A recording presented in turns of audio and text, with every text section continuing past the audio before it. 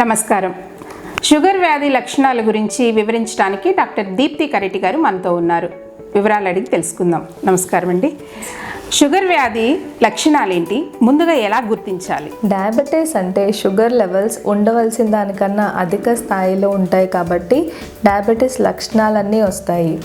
యూరిన్కి ఎక్కువసార్లు వెళ్ళవలసిన అవసరం, దాహంగా అనిపించడం, ఎన్ని నీళ్ళు తాగినా నోరెండిపోవడం అనేది డయాబెటీస్ లక్షణం. ఆకలి ఎక్కువగా అనిపించవచ్చు కొంతమందికి. మధ్యాహ్నం భోజనం లేట్ అయితే చెమటలు పట్టి గుండె దడ కూడా రావచ్చు. బరువు తగ్గుతున్నా బరువు పెరుగుతున్నా షుగర్ వ్యాధి గురించి టెస్ట్ చేసుకుంటే మంచిది.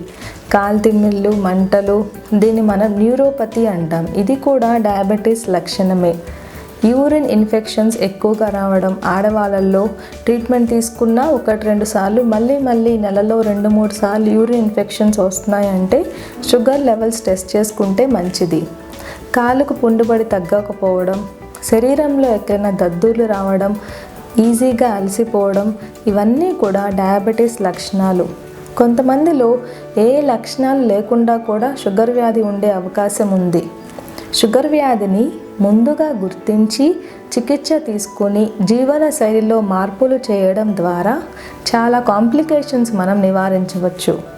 ముందుగా ఎలా గుర్తించాలంటే, ఇందాక మనం చెప్పుకున్న డయాబెటీస్ లక్షణాలు ఏమైనా కనిపిస్తే షుగర్ టెస్ట్ చేసుకోవాలి.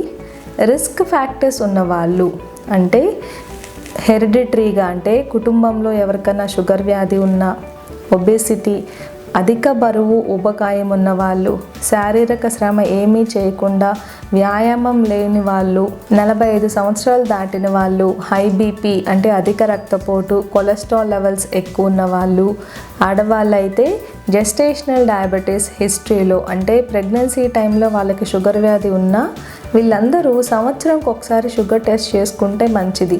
ముందుగా షుగర్ని గుర్తించి చికిత్స తీసుకోవడం ద్వారా షుగర్ కాంప్లికేషన్స్ అన్నీ మనం నివారించవచ్చు.